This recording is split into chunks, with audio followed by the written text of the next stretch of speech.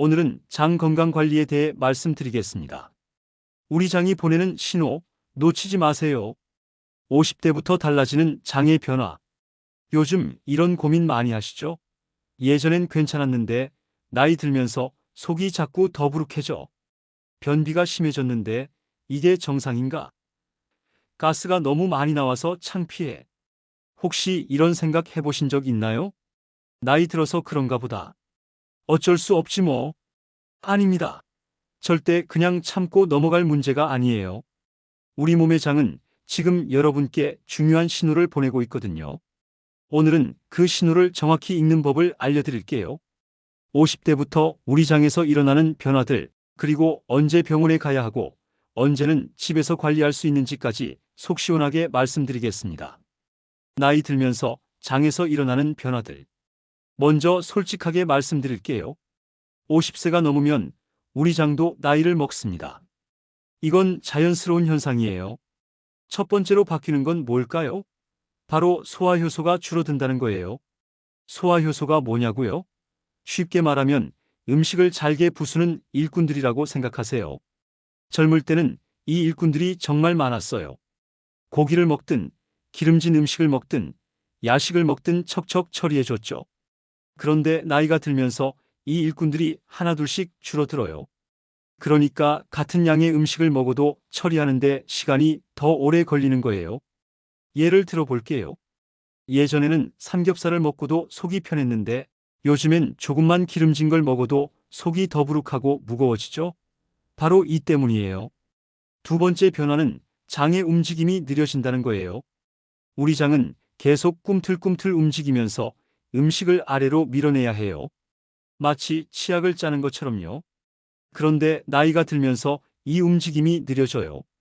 젊을 때는 쭉쭉쭉 빨리 움직였다면 이제는 금, 이렇게 느린 거죠. 그러니까 음식이 장 안에 더 오래 머물게 되고 변비도 생기고 가스도 더 많이 만들어지는 거예요. 세 번째는 장벽이 얇아진다는 거예요. 장벽은 음식에서 영양분을 빨아들이는 중요한 역할을 해요. 그런데 나이가 들면서 이 벽이 점점 얇아져요. 그러면 어떻게 될까요? 영양분 흡수도 떨어지고 나쁜 세균들이 들어올 위험도 커지는 거예요. 그럼 나이 들면 어쩔 수 없이 장이 안 좋아지는 건가요? 아니에요. 이런 변화들을 미리 알고 대비하면 충분히 건강한 장을 유지할 수 있어요. 오히려 젊을 때보다 더 건강해질 수도 있거든요. 변비가 늘어나는 이유와 위험 신호. 자, 이제 가장 흔한 고민인 변비 이야기를 해볼게요. 저는 3일에 한 번씩 변을 봐요. 이게 정상인가요? 이런 질문 정말 많이 받아요. 답은 사람마다 다르다예요. 중요한 건 횟수가 아니라 여러분이 느끼는 느낌이에요. 3일에 한 번이라도 시원하게 나오고 배가 아프지 않고 일상생활에 지장이 없다면 괜찮을 수 있어요. 하지만 이런 증상이 있다면 주의하세요. 첫째, 변을 볼 때 너무 힘을 줘야 해요. 마치 역도를 하는 것처럼 온 힘을 다해야 겨우 나와요. 이건 정상이 아니에요. 둘째, 변이 너무 딱딱해요. 마치 돌덩어리 같아요. 정상적인 변은 치약 정도의 부드러움이어야 해요. 셋째, 변을 본 후에도 시원하지 않아요. 뭔가 더 남아있는 느낌이 계속 들어요. 넷째, 배에 가스가 너무 많이 차요. 배가 풍선처럼 부풀어 올라요. 다섯째, 변에 피가 섞여 나와요. 이건 정말 위험한 신호예요. 왜 나이 들면서 변비가 늘어날까요? 첫 번째 이유는 물을 적게 마시기 때문이에요. 젊을 때는 목이 마르면 바로 느꼈는데 나이 들면서 갈증을 잘 못 느껴요. 그러니까 몸에 물이 부족해지죠. 물이 부족하면 변이 딱딱해져요. 두 번째는 활동량이 줄어들기 때문이에요. 움직임이 적으면 장의 움직임도 덩달아 줄어들어요. 세 번째는 약물 때문이에요. 혈압약, 당뇨약, 진통제. 나이 들면서 먹는 약이 늘어나는데 이 중에는 변비를 유발하는 것들이 있어요. 네 번째는 스트레스예요. 나이 들어서 뭔 스트레스가 있겠어요? 라고 하시는데 아니에요. 건강 걱정, 경제적 걱정, 가족 걱정. 오히려 나이 들수록 스트레스가 많아질 수 있어요. 하루에 몇 번 화장실 가는 게 정상일까? 이제 가장 많이 궁금해하시는 질문에 답해 드릴게요. 하루에 몇 번 화장실을 가야 정상인가요? 정답은 하루 3번부터 일주일에 3번까지예요. 생각보다 범위가 넓죠? 하루에 3번 가시는 분도 정상이고 이틀에 1번 가시는 분도 정상이에요. 심지어 3일에 1번이라도 앞서 말씀드린 불편한 증상이 없다면 괜찮을 수 있어요. 중요한 건 여러분의 평소 패턴이에요. 예를 들어서 평소에 하루에 1번씩 규칙적으로 변을 보던 분이 갑자기 3일에 1번으로 줄었다면 이건 문제가 될 수 있어요. 반대로 평소에 이틀에 1번씩 보던 분이 갑자기 하루에 3번씩 보게 된다면 이것도 살펴봐야 해요. 그럼 좋은 변의 기준은 뭘까요? 첫째, 색깔은 갈색이에요. 너무 검거나 너무 연한 노란색이면 문제가 있을 수 있어요. 둘째, 냄새는 약간 나지만 너무 심하지 않아요. 화장실 전체가 악취로 가득 찰 정도면 소화에 문제가 있을 수 있어요. 셋째, 모양은 바나나 같아요. 너무 단단하거나 물처럼 묽지 않고 적당히 부드러워요. 넷째, 힘을 많이 주지 않아도 자연스럽게 나와요. 다섯째, 변을 본 후에는 시원해요.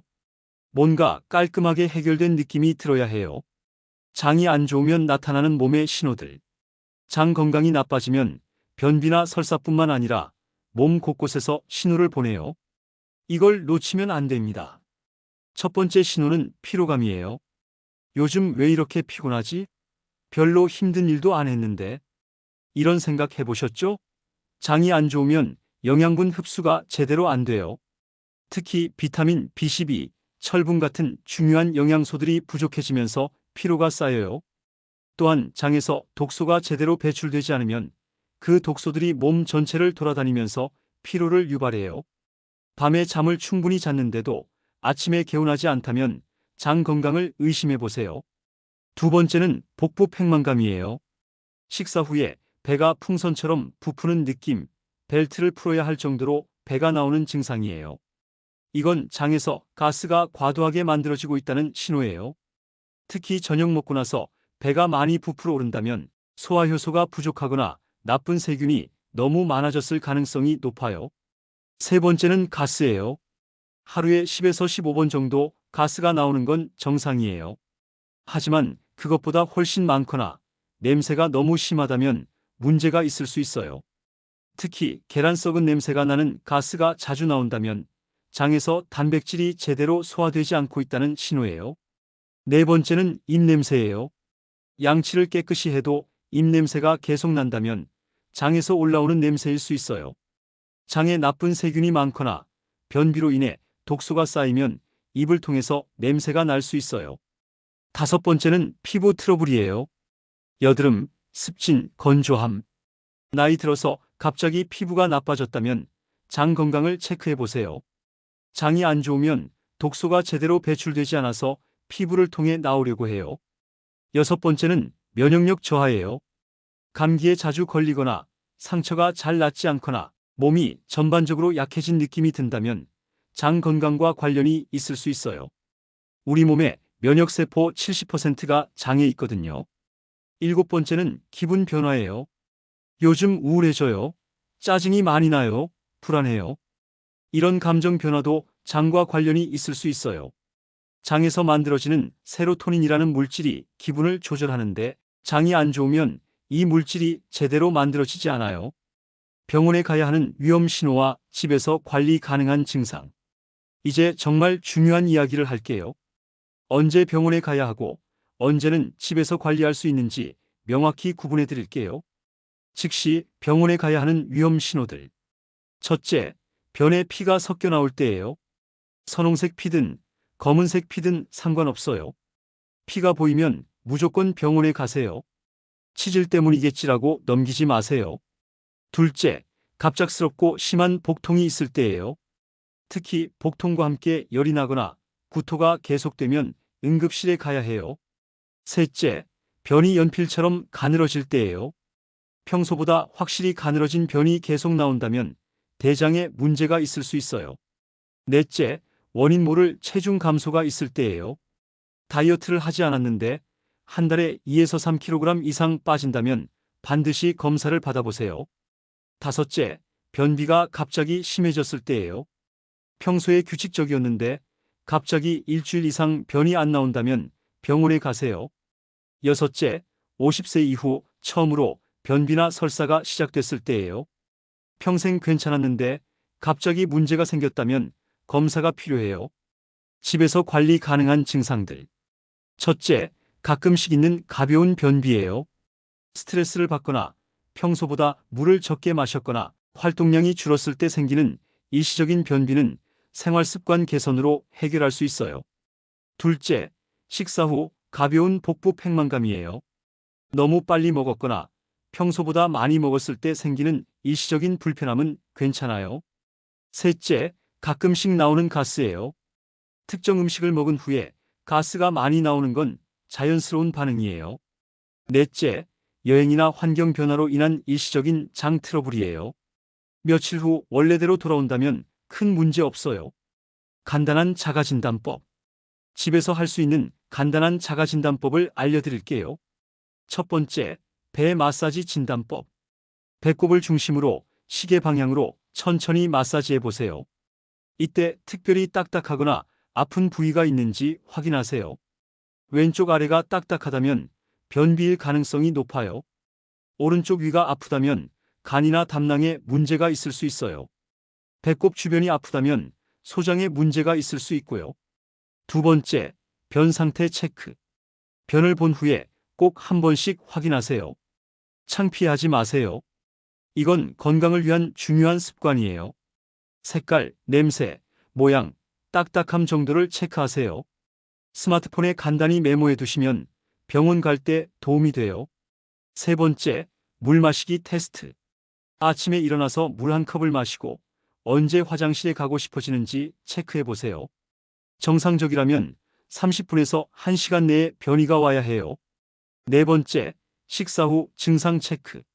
어떤 음식을 먹었을 때 배가 아프거나 가스가 많이 나오거나 설사를 하는지 기록해 보세요. 특정 음식에 알레르기나 민감 반응이 있을 수 있어요. 우리 장이 보내는 신호들을 자세히 살펴봤어요. 기억하세요. 50세 이후에 생기는 장의 변화는 자연스러운 현상이지만 그냥 참고 넘어갈 일은 아니에요. 우리 몸이 보내는 신호를 정확히 읽고 적절히 대응하면 충분히 건강한 장을 유지할 수 있어요. 장을 살리는 음식과 장을 망치는 음식. 마트에서 뭘 사야 할지 모르겠다면 장이 보내는 신호들을 알아봤는데 그럼 뭘 먹어야 하나요? 마트에 가면 너무 많아서 뭘 골라야 할지 모르겠어요.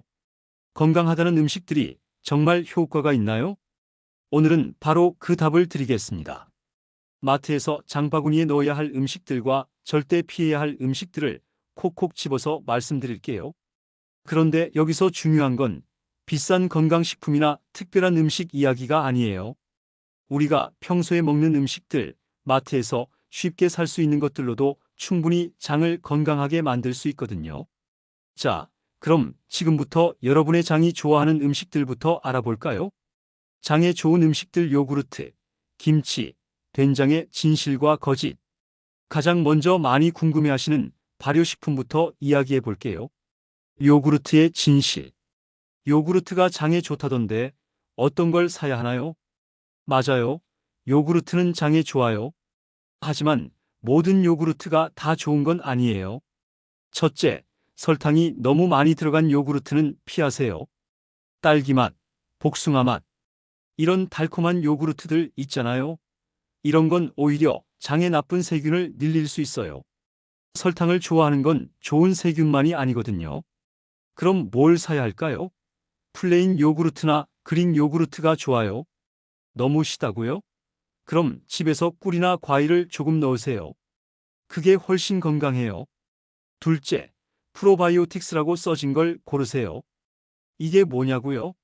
쉽게 말하면 살아있는 좋은 세균이 들어있다는 뜻이에요. 유통기한도 확인하시고 냉장 보관 잘 된 것으로 고르세요. 셋째, 하루에 얼마나 먹어야 할까요?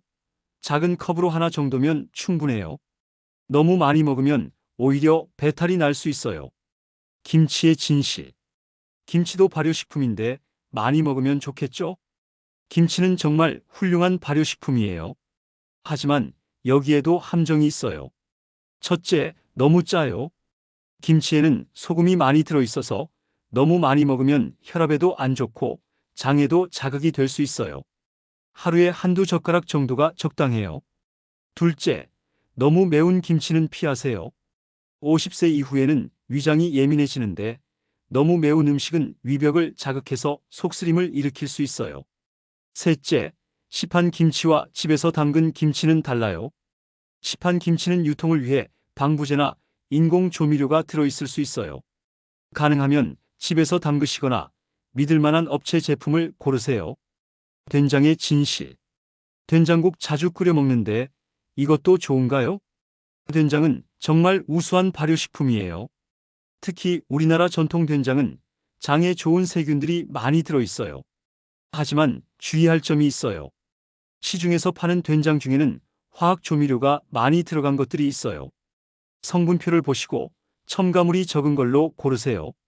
프로바이오틱스 쉽게 이해하기. 프로바이오틱스가 뭔지 모르겠어요. 너무 어려워요. 전혀 어렵지 않아요. 쉽게 설명해 드릴게요. 우리 장 속에는 세균들이 살고 있어요. 좋은 세균도 있고 나쁜 세균도 있어요. 마치 우리 동네에 좋은 사람도 있고 나쁜 사람도 있는 것처럼요. 좋은 세균이 많으면 장이 건강해져요.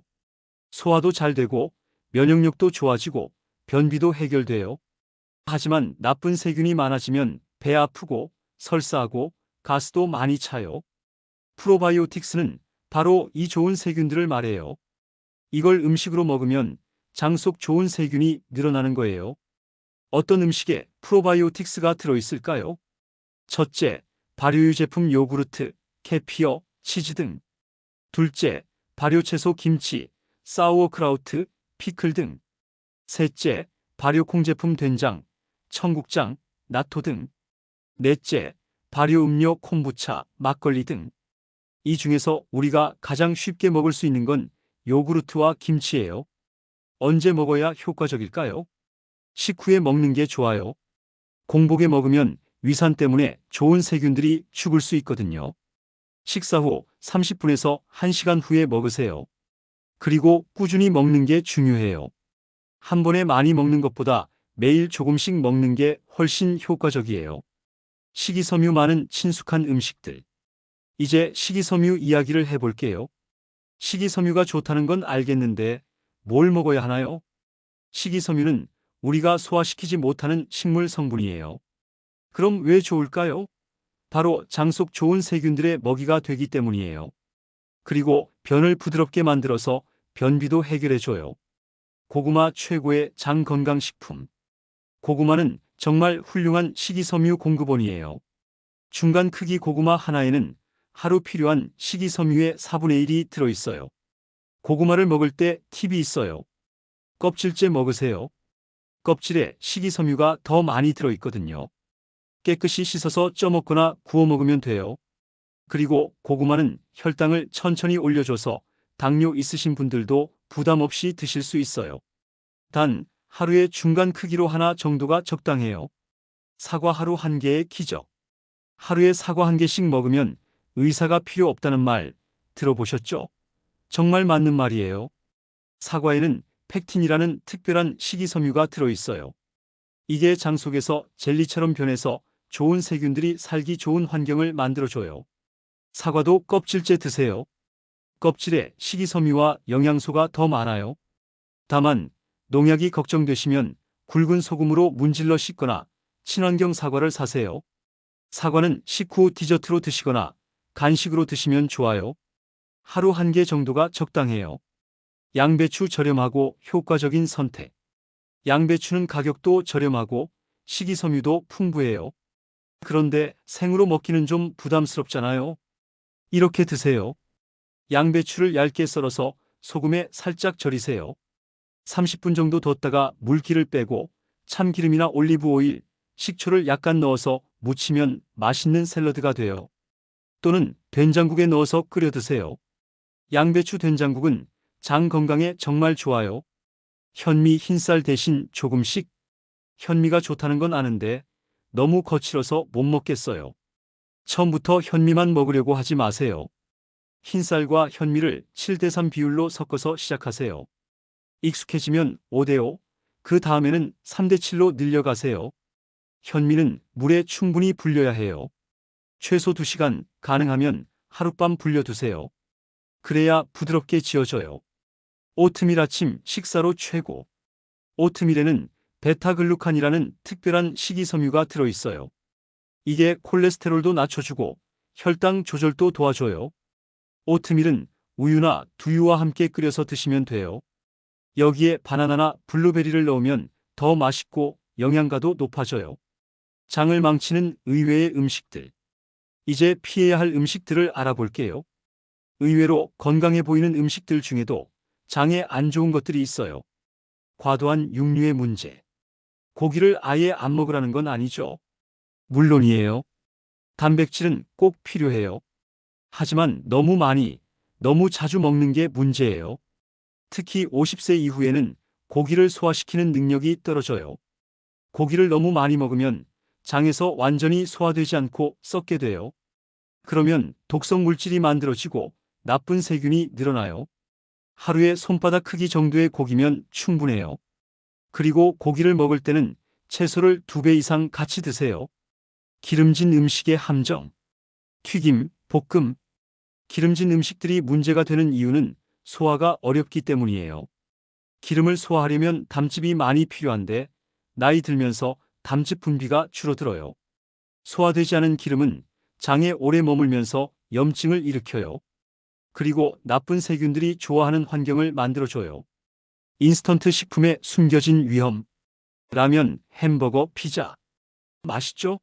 하지만 이런 음식들에는 장 건강에 해로운 것들이 많이 들어있어요. 첫째, 방부제와 인공 첨가물들이 장 속 좋은 세균들을 죽여요. 둘째, 나트륨이 너무 많아서 장벽을 자극해요.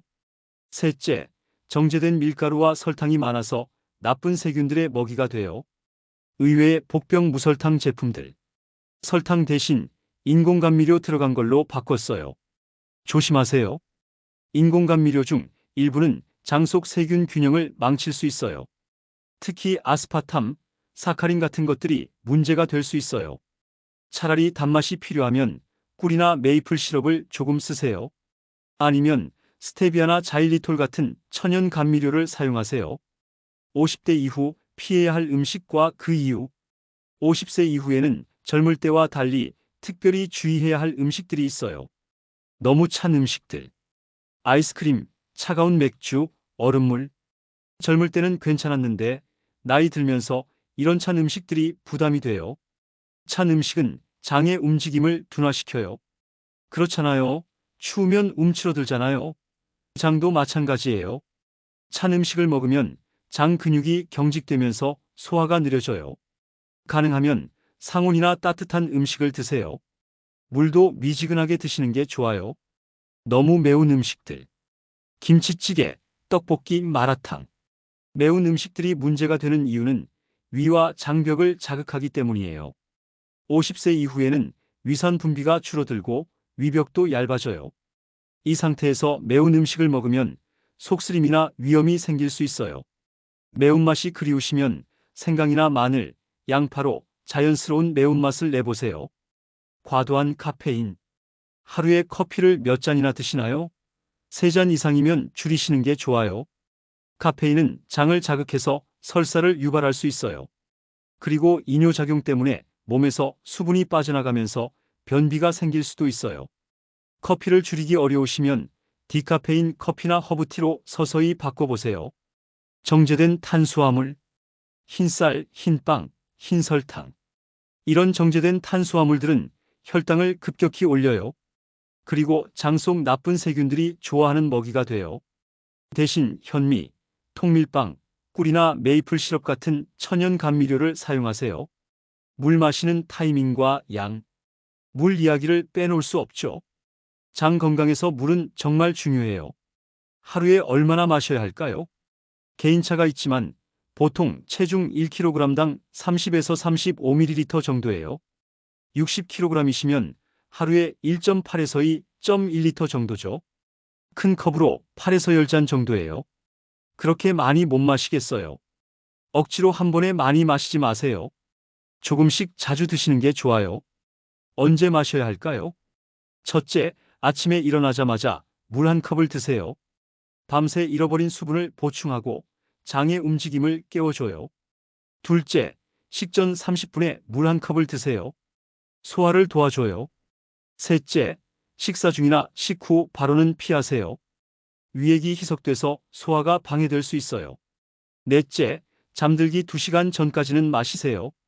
너무 늦게 마시면 야간 소변 때문에 잠이 깨져요. 어떤 물을 마셔야 할까요? 생수든 정수기 물이든 상관없어요. 중요한 건 깨끗한 물을 마시는 거예요.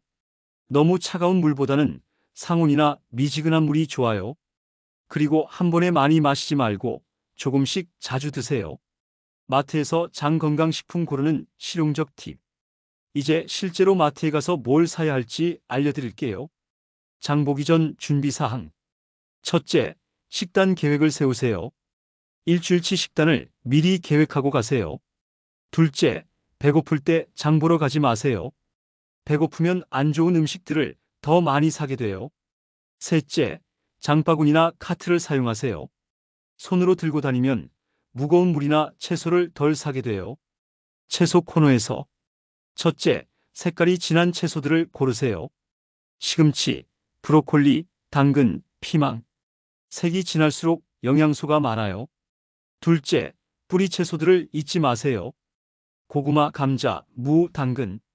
식이섬유가 풍부해요. 셋째, 양파와 마늘은 꼭 사세요. 프리바이오틱스가 들어있어서 좋은 세균들의 먹이가 돼요. 유제품 코너에서 첫째, 요구르트는 플레인으로 사세요. 설탕이 적게 들어간 것으로요. 둘째, 치즈는 자연 치즈로 고르세요. 가공 치즈보다 영양가가 높아요. 셋째, 우유는 저지방보다는 일반 우유가 좋아요. 지방도 필요한 영양소거든요. 곡물 코너에서 첫째, 현미를 사세요.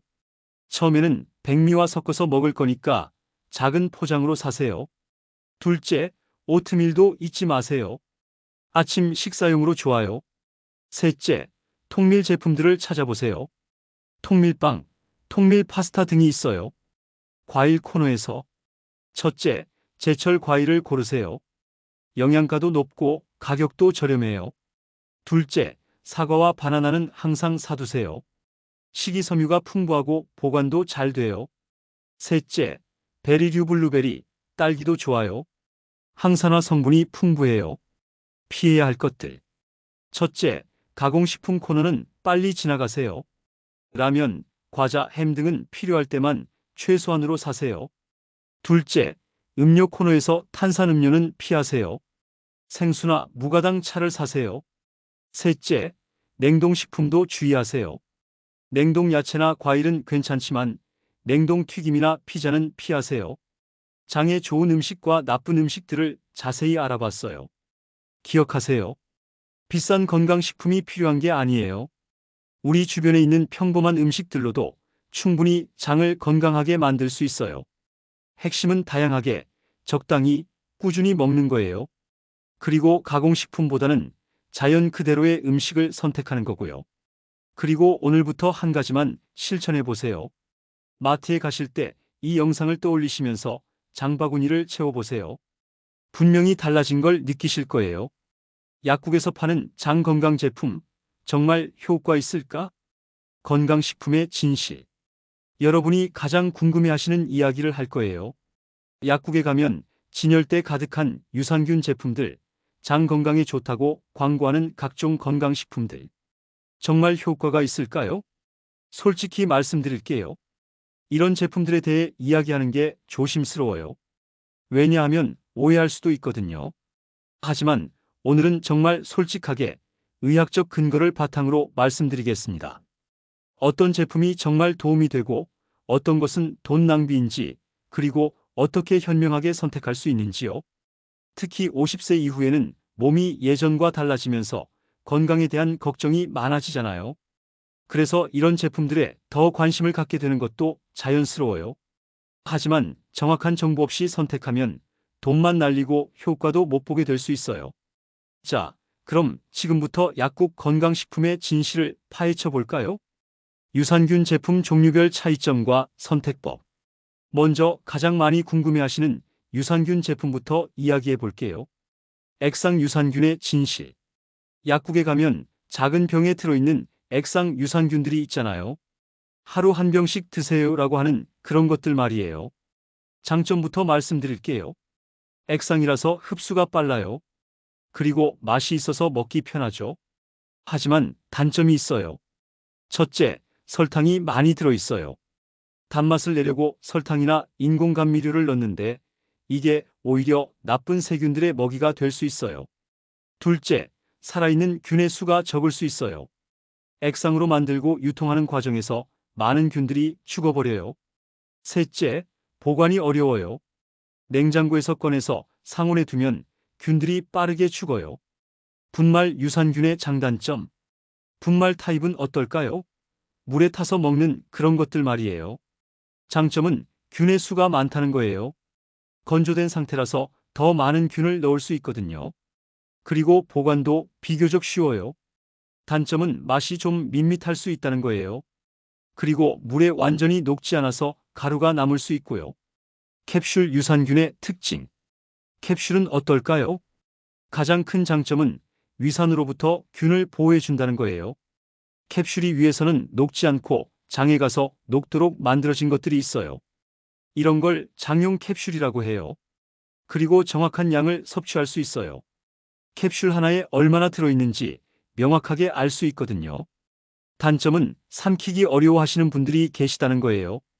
특히 나이 드신 분들 중에 큰 알약 삼키기 힘들어하시는 분들 있잖아요. 그럼 어떤 걸 선택해야 할까요? 첫째, CFU 수를 확인하세요. CFU는 칼로니, 포밍 유닛의 줄임말로 살아있는 균의 수를 나타내요. 최소 100억 개 이상인 제품을 고르세요. 1000억 개 이상이면 더 좋고요. 둘째, 균 종류를 확인하세요. 락토바실러스, 비피도박테리움 같은 이름들이 써 있을 거예요. 여러 종류가 들어있는 게 좋아요.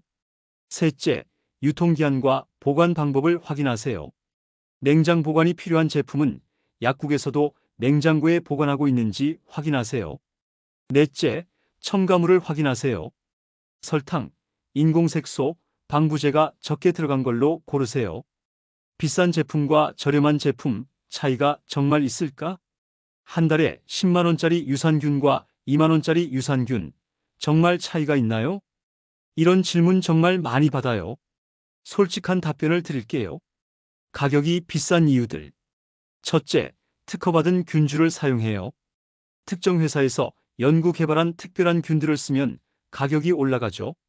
둘째, 균의 생존율을 높이는 특수 기술을 써요. 위산에 잘 견디도록 코팅을 하거나 특별한 캡슐을 사용하면 비용이 많이 들어요. 셋째, 부가적인 성분들을 넣어요. 프리바이오틱스 좋은 세균의 먹이, 소화효소, 비타민 등을 추가로 넣으면 가격이 올라가요. 넷째, 브랜드 가치와 마케팅 비용이에요. 광고비, 연구비, 브랜드 유지 비용이 제품 가격에 포함돼요. 그럼 비싼 게 항상 좋을까요? 꼭 그런 건 아니에요. 중요한 건 여러분에게 맞는지예요. 예를 들어 위산이 많이 나오시는 분이라면 위산 저항성이 좋은 비싼 제품이 효과적일 수 있어요. 하지만 위산이 적게 나오시는 분이라면 저렴한 제품도 충분할 수 있고요. 현명한 선택 기준. 첫째, 성분표를 비교해 보세요. 핵심 성분균의 종류와 수위 비슷하다면 굳이 비싼 걸 살 필요 없어요. 둘째, 부가 성분이 필요한지 생각해 보세요. 소화효소가 추가로 들어있는 제품은 소화불량이 심한 분에게는 도움이 될 수 있어요. 셋째, 일단 저렴한 걸로 시작해 보세요. 2에서 3개월 써보고 효과를 느끼면 계속 쓰시고 별 차이 없으면 다른 제품으로 바꿔보세요. 가성비 좋은 제품 고르는 팁. 첫째, 대형마트나 온라인의 피비자체 브랜드 제품들을 확인해 보세요. 같은 제조사에서 만든 제품을 더 저렴하게 팔 때가 있어요. 둘째, 할인 행사를 노려보세요. 유산균 제품들은 정기적으로 할인 행사를 해요. 셋째, 대용량 제품을 고려해 보세요.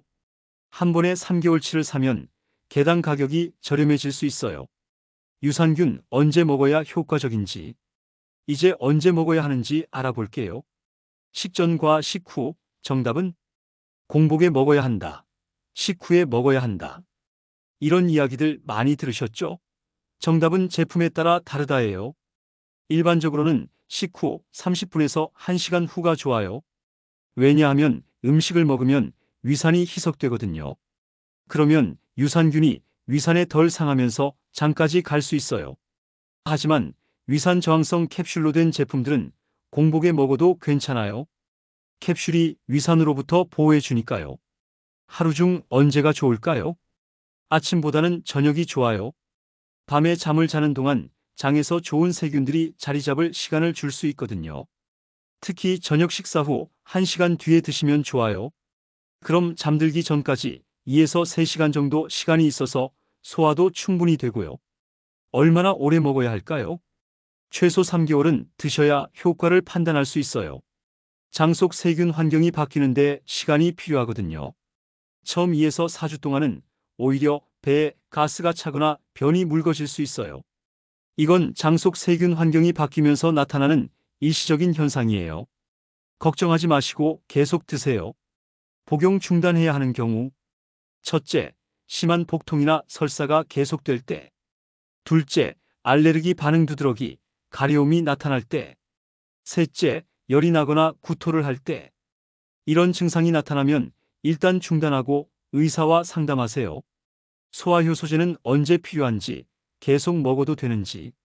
소화효소제 이야기도 빠질 수 없죠. 소화효소제가 뭔지부터 알아볼게요.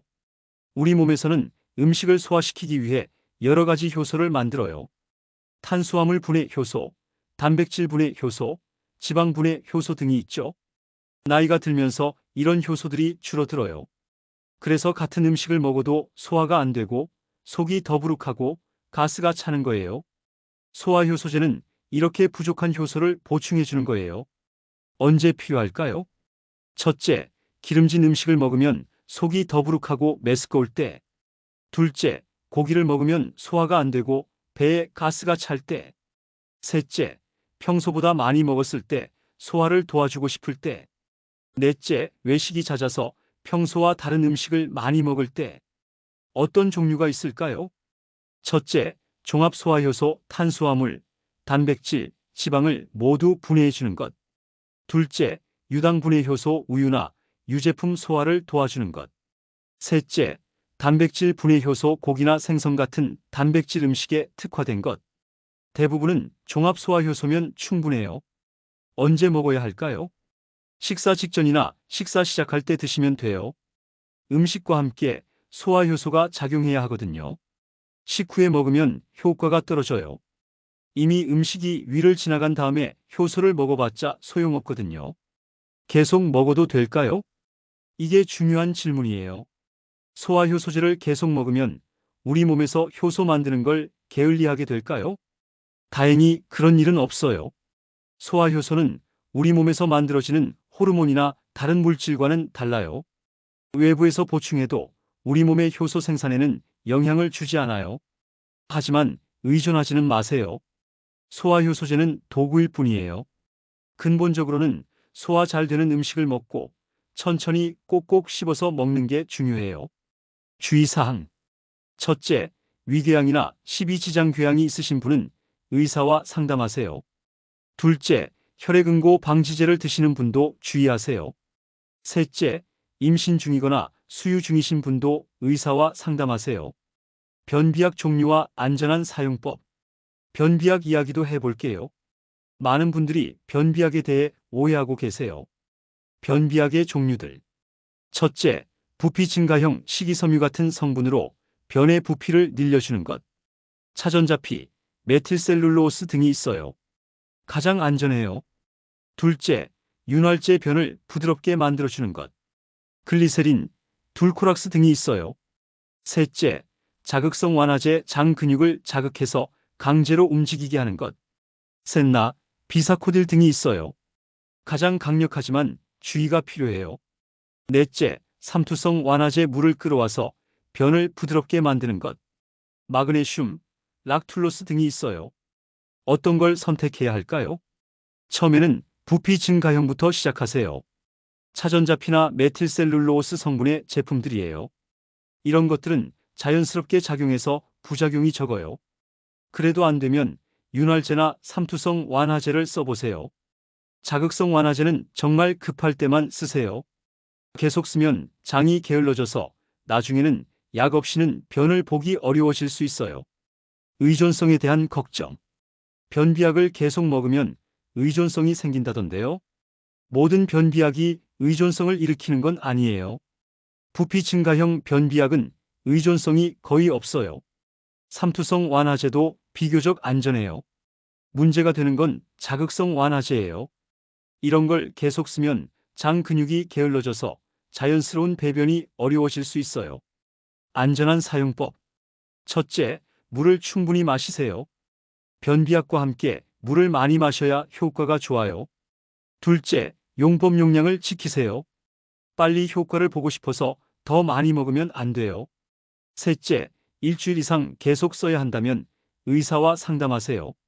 넷째, 복통이 심하거나 구토가 있으면 중단하세요. 언제 병원에 가야 할까요? 첫째, 변비약을 써도 3일 이상 변이 안 나올 때. 둘째, 심한 복통과 함께 변비가 있을 때. 셋째, 변에 피가 섞여 나올 때. 넷째, 체중이 갑자기 줄어들 때. 장세정제, 관장의 진실. 장세정제나 관장에 대해서도 이야기해 볼게요. 요즘 디톡스, 장 청소 이런 말들로 광고하는 제품들 많잖아요. 장세정제의 종류. 첫째, 마그네슘 기반 마그네슘이 물을 끌어와서 장을 비우는 것. 둘째, 폴리에틸렌 글리콜 피지, 기반 대장 내시경 전 사용하는 그런 것들. 셋째, 허브 기반 센나 같은 식물성 성분으로 만든 것. 정말 필요할까요? 솔직히 말씀드리면 대부분의 사람들에게는 필요 없어요. 우리 장은 스스로 깨끗하게 유지할 수 있는 능력이 있거든요. 장 세정제가 필요한 경우는 정말 제한적이에요. 대장 내시경 검사 전, 심한 변비로 약물 치료가 필요할 때, 의사가 처방한 경우. 위험성. 첫째, 전해질 불균형 나트륨, 칼륨 같은 중요한 전해질이 빠져나갈 수 있어요. 둘째, 탈수 몸에서 물이 많이 빠져나가서 탈수가 될 수 있어요. 셋째, 장내 세균 균형 파괴 나쁜 세균과 함께 좋은 세균도 다 없애버려요. 넷째, 영양소 흡수 방에 필요한 영양소들도 흡수되지 않고 빠져나갈 수 있어요. 관장은 어떨까요? 관장도 마찬가지예요. 의학적으로 필요한 경우가 아니라면 권하지 않아요. 특히 50세 이후에는 더 조심해야 해요. 나이 들면서 장벽이 얇아지고 예민해지는데 관장으로 자극하면 상처가 날 수 있어요. 자연스러운 장 건강 유지법. 대신 이런 방법들을 써보세요. 충분한 물 섭취 하루 8잔 이상. 식이섬유가 많은 음식 섭취. 규칙적인 운동. 스트레스 관리. 규칙적인 생활 패턴. 돈 아끼면서 효과 보는 현명한 선택법. 마지막으로 어떻게 하면 돈은 아끼면서도 효과는 볼 수 있는지 알려드릴게요. 우선순위 정하기. 첫째, 생활 습관부터 바꾸세요. 아무리 좋은 건강식품을 먹어도 생활 습관이 나쁘면 소용없어요. 둘째, 음식으로 해결할 수 있는 건 음식으로 하세요. 식이섬유는 건강식품보다는 고구마, 사과 같은 자연식품으로 섭취하는 게 좋아요. 셋째, 꼭 필요한 것만 선택하세요. 유산균이 필요하다면 유산균만 드시고 여러 가지를 한꺼번에 먹을 필요는 없어요. 가성비 좋은 선택법. 첫째, 멀티 제품보다는 단일 성분 제품을 고르세요. 여러 성분이 들어있는 제품은 각각의 함량이 적을 수 있어요. 둘째, 브랜드보다는 성분을 보세요. 같은 성분이라면 굳이 비싼 브랜드를 살 필요 없어요. 셋째, 온라인과 오프라인 가격을 비교하세요. 같은 제품도 판매처에 따라 가격 차이가 클 수 있어요. 효과 확인하는 방법. 첫째, 일기를 써보세요. 언제부터 먹기 시작했는지, 어떤 변화가 있는지 기록해보세요. 둘째, 최소 3개월은 써보세요. 장 건강 제품들은 단기간에 효과를 보기 어려워요. 셋째, 하나씩 시도해보세요. 여러 개를 동시에 먹으면 어떤 게 효과가 있는지 알기 어려워요. 언제 중단해야 할까요? 첫째, 3개월 써봐도 전혀 변화가 없을 때. 둘째, 부작용이 계속될 때. 셋째, 경제적 부담이 클 때. 건강식품은 보조수단일 뿐이에요. 기본적인 생활 습관이 더 중요하다는 걸 잊지 마세요. 기억하세요. 비싸다고 항상 좋은 건 아니고 유명하다고 반드시 효과가 있는 건 아니에요. 중요한 건 여러분에게 맞는 제품을 현명하게 선택하는 거예요. 그리고 건강식품에만 의존하지 마세요. 좋은 음식을 먹고 충분한 물을 마시고 규칙적으로 운동하는 게 훨씬 중요해요. 그리고 오늘부터 한 가지만 실천해 보세요. 건강식품을 사기 전에 성분표를 꼼꼼히 읽어보는 거예요. 그럼 불필요한 지출을 줄이면서도 정말 필요한 것만 선택할 수 있을 거예요. 현명한 선택, 건강한 장. 다음 편에서 만나요. 긴 이야기 청취해 주셔서 감사드립니다. 감상하신 내용 댓글로 주시면 더 좋은 이야기에 도움되도록 노력하겠습니다.